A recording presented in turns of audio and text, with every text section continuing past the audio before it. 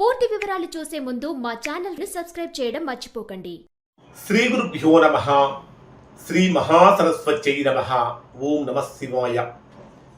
Narayana Sastry astrology channel వీక్షిస్తున్నటువంటి ప్రేక్షక మహాశీలకు స్వాగతం, సుస్వాగతం. ఈరోజు మనము 2026వ సంవత్సరం జూన్ 21వ తేదీ నుంచి 30వ తేదీ వరకు మీన రాశిలో జన్మించిన వారి యొక్క గ్రహస్థితులు మరియు రాశి ఫలితాలు ఏ విధంగా ఉన్నాయి అనే విషయం తెలుసుకుందాం. మీన రాశి వారు అసలు ఈ వీడియో వదలకండి, డోంట్ మిస్ దిస్ వీడియో. కారణం ఏమిటంటే ప్రస్తుతం జరుగుతున్నటువంటి గ్రహస్థితిని కనుక పరిశీలించినట్లయితే మీనరాశి వారికి అద్భుతమైనటువంటి గ్రహస్థితి. ఎవరికైనా సరే మీనరాశి వారు ఇప్పుడు చెప్తున్నటువంటి గొప్ప గొప్ప ఫలితాలు కనుక పొందలేక ఇంకా బాధలు పడుతున్నట్లయితే దానికి కారణం ఏమై ఉంటుందంటే మీ వ్యక్తిగత జాతకాలలో, అంటే వారి యొక్క వ్యక్తిగత జాతకాలలో ఏర్పడినటువంటి దోషం యొక్క ప్రభావం అయి ఉంటుంది, లేదా వారికి జరుగుతున్న మహత్తశలు కానీ అంతర్దశలు కానీ ప్రతికూలంగా ఉండి ఉంటాయి. అటువంటి సందర్భంలో ఒక్కసారి మీరు మీ యొక్క వ్యక్తిగత జాతకాన్ని విశ్లేషణ చేయించుకొని దోషం ఎక్కడుందో తెలుసుకొని దోష నివారణ చేయించుకుంటే చక్కగా సత్ఫలితాన్ని పొందుతారు. ఇక్కడ ఎందుకు ఇంత గొప్పగా ఉంది అంటే మీనరాశి వారికి రాశ్యాధిపతి అయినటువంటి గురుడు రాశికి పంచమ స్థానంలో సంచరిస్తున్నాడు. పంచమ స్థానం అనేటటువంటిది చాలా పంచమ పూర్వపుణ్యం, అంటే పంచమ స్థానం అనేటటువంటిది మనము చేసేటటువంటి పుణ్యకార్యాలకు సంబంధించినటువంటి పుణ్యానికి సంబంధించినటువంటి స్థానం. పంచమ స్థానంలో సంచరించేటటువంటి గ్రహాలు అద్భుతమైనటువంటి యోగాన్ని ఇస్తాయి. ఏ గ్రహాలు పంచమ స్థానంలో సంచరిస్తున్నాయంటే మీ రాశ్యాధిపతి అయినటువంటి గురుడు పంచమంలో ఉచ్చ స్థానంలో ఉన్నాడు. అలానే రాశికి తృతీయ స్థానాధిపతి అయినటువంటి శుక్రుడు కూడా పంచమంలో సంచరిస్తున్నాడు. చతుర్థ సప్తమ స్థానాధిపతి అయినటువంటి బుధుడు కూడా పంచమ స్థానంలో సంచరిస్తున్నాడు. ఈ పంచమ స్థానంలో సంచరించేటటువంటి గ్రహాలు మీనరాశి వారి యొక్క తలరాతను ఏమన్నా మారుస్తాయా, లేదా అంటే ఎంతవరకు ఇది లాభదాయకంగా ఉంటుంది అసలు ఎటు అనే విషయం మనం ఇక్కడ చూద్దాం.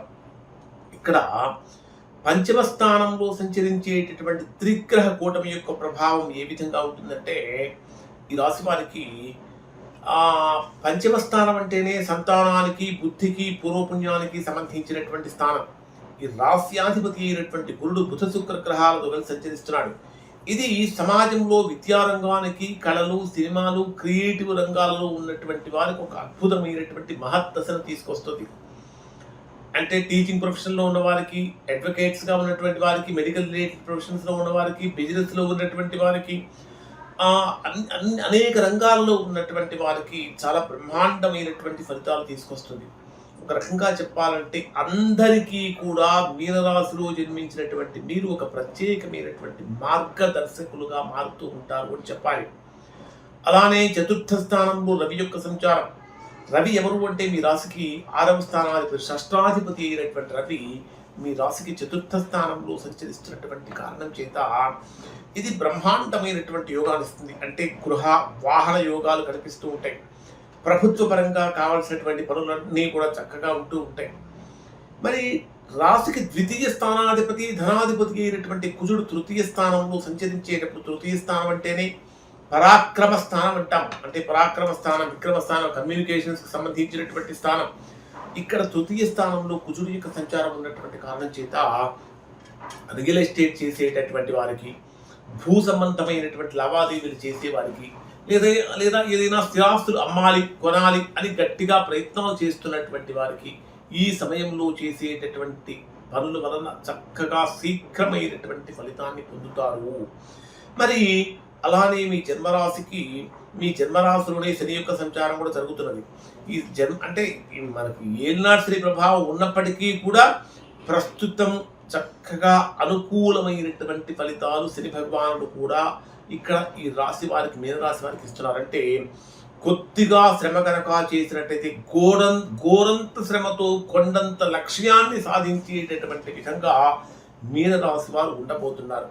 మరి డే వైజ్గా పరిశీలిస్తే మీనరాశి వారికి ఏ విధంగా ఉంటుందంటే 21వ తేదీ ఉదయం నుంచి 21వ తేదీ మధ్యాహ్నం 3:40 వరకు ఉండేటటువంటి సమయంలో, ఈ కొద్దిపాటి సమయంలో ఇంట్లో కానీ ఆఫీసులో కానీ చిన్న చిన్న గందరగోళాలు జరుగుతూ ఉంటాయి. శారీరకంగా అలసట పెరిగిపోతూ ఉంటుంది. పాత ఆరోగ్య సమస్యల్లో ఒకటి బాగా ఇబ్బంది పెట్టే అవకాశం ఉంటుంది. ఈ మధ్యాహ్నం 3:40 లోపు అనవసరంగా ఎవరితో కూడా వాదనలకు దిగకండి, వివాదాలకు వెళ్ళకండి. అప్పులు ఇవ్వటం కానీ తీసుకోవటం కానీ ఇక్కడ మంచిది కాదు. 21వ తేదీ మధ్యాహ్నం 3:40 నుంచి 23వ తేదీ రాత్రి 12:50 వరకు ఉండేటటువంటి సమయంలో మీ చంద్రుడు మీ రాశికి 7వ స్థానంలో సంచరించేటటువంటి సమయంలో ఇది మీ జీవితంలో ఒక అద్భుతమైనటువంటి వసంతకాలంగా మారబోతుంది. బంధాలు బాంధవ్యాలు పెరుగుతూ ఉంటాయి. వ్యాపారపరంగా అనుకూలత పెరుగుతూ ఉంటుంది. భార్యాభర్తల మధ్య ఉన్నటువంటి విభేదాలన్నీ కూడా తొలగిపోతూ ఉంటాయి. కొత్త కొత్త వ్యాపార ఒప్పందాలకు ఇది అనుకూలమైన సమయంగా ఉంటుంది. భాగస్వామ్య వ్యాపారాలలో ఊహించినటువంటి లాభాలు కూడా కలుగుతూ ఉంటాయి. ఇక 23వ తేదీ రాత్రి 12:50 నుంచి 26వ తేదీ మధ్యాహ్నం 12:30 గంటల వరకు అష్టమ స్థానంలో సంచరించేటటువంటి చంద్రుడి యొక్క ప్రభావం కారణం చేత ఊహించినటువంటి విధంగా 2 రోజుల పాటు విపరీతమైనటువంటి ఆటంకాలు, అవాంతరాలు, అడ్డంకులు కలుగుతూ ఉంటాయి. చేసేటటువంటి ప్రతి పని కూడా మధ్యలో ఆపేస్తున్నామా అనేటటువంటి భావన కలుగుతుంది. నేను ఒకటి తలిస్తే దేవుడు ఇంకోటి ఇస్తున్నాడు ఏమిటి అనేటటువంటి విధంగా ఉంటుంది. ప్రయాణాలు చేసేటప్పుడు కూడా చాలా చాలా జాగ్రత్తలు పాటించాలి. ఆరోగ్యపరంగా తీసుకుంటే మానసికమైనటువంటి ఒత్తిడి వల్ల సరిగా నిద్ర పట్టకపోవడం కూడా జరుగుతూ ఉంటుంది. ఇన్సూరెన్స్లు కానీ లేదా పూర్వీకుల ఆస్తుల ద్వారా కానీ రావాల్సిన డబ్బు విషయంలో కొద్దిగా సానుకూల వార్తలు వింటూ ఉంటారు. ముఖ్యంగా చెప్పాలంటే ఈ 2 రోజులు కూడా కొత్త కొత్త పనులు ప్రారంభించడానికి అనుకూలమైన సమయం కాదు అని చెప్పాలి. తర్వాత 26వ తేదీ మధ్యాహ్నం 12:30 గంటల నుంచి 28వ తేదీ రాత్రి 1 గంట వరకు ఉండేటటువంటి సమయంలో ఇది చంద్రుడు భాగ్యస్థానంలోకి 9వ స్థానంలో ప్రవేశిస్తాడంటే అది నీచ స్థానమే అయినప్పటికీ కూడా ఇక్కడ మీకు మిశ్రమమైనటువంటి ఫలితాలు ఉంటాయి. అంటే ఈ నీచ స్థితి యొక్క కారణం చేత అవకాశాలన్నీ చేతిదాకా అందినట్టే అంది దూరంగా వెళ్ళిపోతూ ఉంటాయి. పెద్దవాళ్లతో చిన్న చిన్న విభేదాలు కూడా కలుగుతూ ఉంటాయి. అంటే ఇంత బాగా కష్టపడుతున్నాను కానీ ఇంకా నాకు ఎక్కడో కొద్దిగా భగవంతుడికి అనుగ్రహం కలగట్లేదు అనే భావన కూడా కలుగుతుంది. దానికి ఇప్పుడు నేను రెమెడీ కూడా చెప్తాను. ఖచ్చితంగా రెమెడీ చేయండి, బ్రహ్మాండంగా ఉంటుంది. 28వ తేదీ రాత్రి 1 గంట నుంచి 30వ తేదీ రాత్రి వరకు ఉండేటటువంటి సమయాన్ని పరిశీలిస్తే గత కొన్ని రోజులుగా మీరు ఫేస్ చేస్తున్నటువంటి ప్రతికూలతలు ఏవైతే ఉన్నాయో ఆ ఇబ్బందులన్నీ కూడా తొలగిపోయి బ్రహ్మాండంగా ఆనందం వైపుగా మీనరాశి వారు అడుగులు వేస్తారు. మీరు చేసేటటువంటి పని తీరుకు చక్కగా బ్రహ్మాండంగా ప్రశంసలు కూడా అందుతూ ఉంటాయి. కొత్త కొత్త బాధ్యతలు, ప్రమోషన్స్ కూడా వచ్చే అవకాశాలు ఉంటాయి. చేసేటటువంటి వ్యాపారాలన్నీ కూడా ఊపందుకుంటూ ఉంటాయి.